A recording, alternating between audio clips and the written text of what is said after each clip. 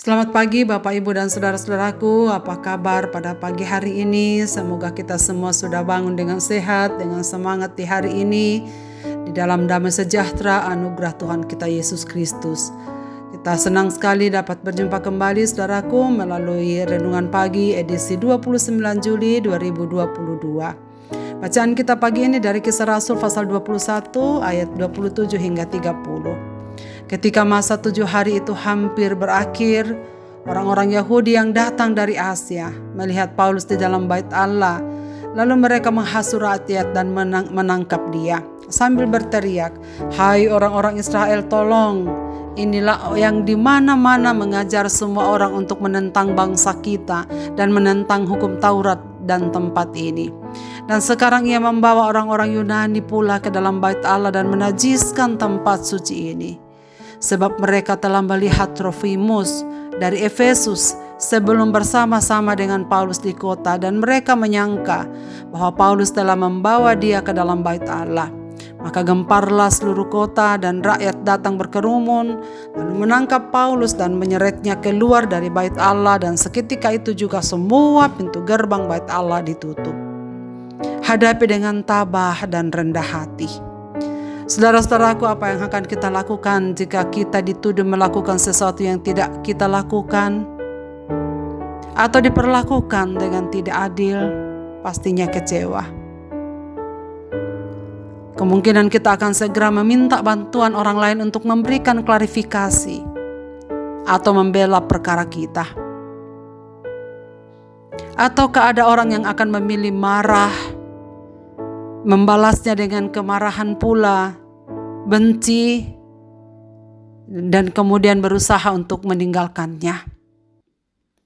Ternyata Paulus tidaklah melakukan hal itu. Dalam ayat 27 yang telah kita dengarkan kemarin, bahwa Paulus sedang dalam masa-masa pentahiran diri. Dan pada saat itu mereka sudah tiba pada hari yang ke-7 dan hampir berakhir. Di dalam kitab Bilangan pasal 19 ayat 12 dikatakan bahwa proses nasar dan penyucian diri itu berlangsung selama 7 hari, di mana hari yang ketiga dan hari yang ke-7 adalah yang terpenting. Paulus dan orang-orang yang sedang bernasar itu sedang berada di dalam puncak upacara pengudusan yang penting di dalam nasar 4 orang yang pergi bersama Paulus itu. Tetapi justru ketika sedang melakukan upacara Yahudi, Paulus ditangkap dengan tuduhan menentang tradisi Yahudi. Ini aneh sekali.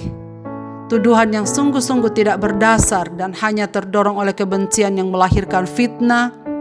Tuduhan yang diberikan kepadanya persis sama seperti yang dilakukan oleh Yesus Kristus, yang dikatakan dan dilakukan bagi Yesus Kristus, para murid dan juga termasuk Paulus.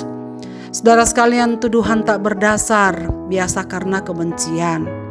Alasan mereka tak dapat melihat kebaikan yang dilakukan Rasul Paulus adalah karena di hati mereka telah terpatri kebencian. Pikiran mereka telah negatif terhadap Paulus. Itulah sebabnya jelas Paulus sedang melaksanakan tradisi Yahudi pentahiran, mereka mencap Paulus menentang tradisi Yahudi. Walau nyata Paulus tak pernah mengajarkan hal demikian. Yang berikut, Paulus dianggap menajiskan bait Allah karena membawa orang lain masuk ke bait Allah, yang seharusnya adalah kegembiraan bagi mereka sebab jumlah mereka semakin bertambah dan jumlah orang-orang yang takut akan Allah semakin bertambah. Mengapakah mereka tak dapat melihat kebaikan yang dilakukan oleh Rasul Paulus? Sekali lagi saudara sekalian, karena iri hati telah memenuhi hati mereka. Kemarahan sebab makin banyak menerima orang-orang yang menerima ajaran Paulus dan percaya kepada Kristus. Telah tersiar ke seluruh negeri bagaimana umat Kristen telah mengubah wajah dunia, dan jumlah mereka tiap-tiap hari semakin bertambah. Saudara sekalian, sangat mengherankan, sebab dalam bait suci yang seharusnya menjadi tempat seruan kepada umat untuk saling mengasihi dan taat pada hukum Allah, justru di dalam bait Allah mereka menyerukan kebencian, bahkan ancaman pembunuhan bagi Paulus, penyiksaan bagi Paulus, tempat di mana Paulus menjadi tidak tentram untuk duduk di hadapan Tuhan. Iman yang sejati yang hidup dalam diri seseorang tak akan mungkin memelihara kebencian dan niat hati yang buruk dan prasangka terhadap orang lain. Iman yang hidup dalam diri seseorang akan penuh pengampunan dan berusaha melihat sisi positif dari orang-orang di sekitarnya. Itulah sebabnya Tuhan Yesus menentang cara berpikir orang-orang Yahudi di masanya yang mudah sekali menghakimi orang lain dengan berkata mereka lihat keburukan orang lain, namun bodoh menilai dosa-dosa mereka sendiri. Saudara-saudaraku, apakah hal serupa dapat terjadi dalam komunitas orang-orang percaya? Ya, sebab kita semua belum sempurna. Kiranya persoalan ini menjadi pelajaran penting bagi kita. Kita waspada agar kita selalu memiliki pikiran positif dan terbuka kepada orang lain.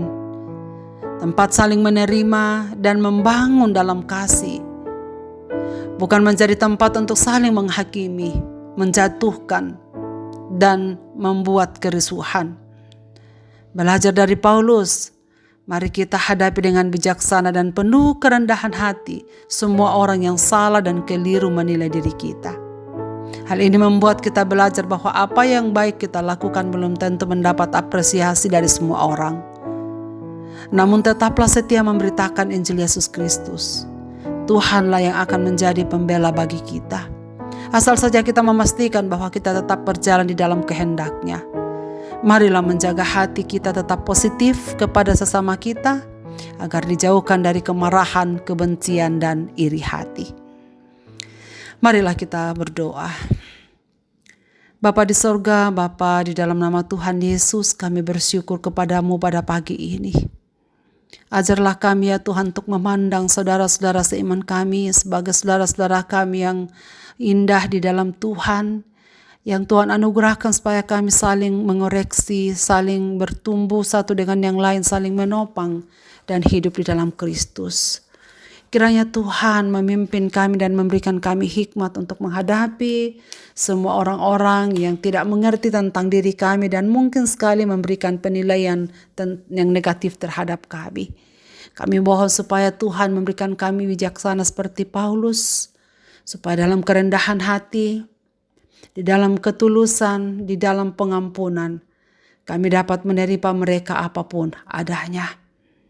Dan kiranya Tuhan memimpin kami, supaya kami terus setia memberitakan Injil Yesus Kristus, memberitakan kasih-Mu kepada dunia ini, sehingga makin banyak orang yang menerima Engkau dan hidup sungguh-sungguh di dalam Tuhan, walaupun penuh dengan penderitaan. Kepadamu ya Bapa, hamba-Mu mendoakan seluruh pendengar renungan pagi ini dimanapun mereka berada. Kiranya damai sejahtera-Mu yang melampaui segala akal tinggal tetap dalam hidup mereka. Agar dengan berkat itulah mereka sanggup melewati masa-masa yang sulit dalam hidup mereka. Mereka yang sakit Tuhan sembuhkan, mereka yang berduka Tuhan hiburkan, mereka yang sedang mencari pekerjaan atau mencari tempat studi, Tuhan yang akan membukakan dan memberikan tepat pada waktunya. Bapa dalam surga, terima kasih banyak. Kami serahkan hidup kami di sepanjang hari ini dalam beraktivitas. Dalam Kristus Tuhan kami berdoa. Amin. Selamat beraktivitas Bapak, Ibu, dan saudara-saudaraku. Tuhan Yesus memberkati kita dengan firman ini. Amin.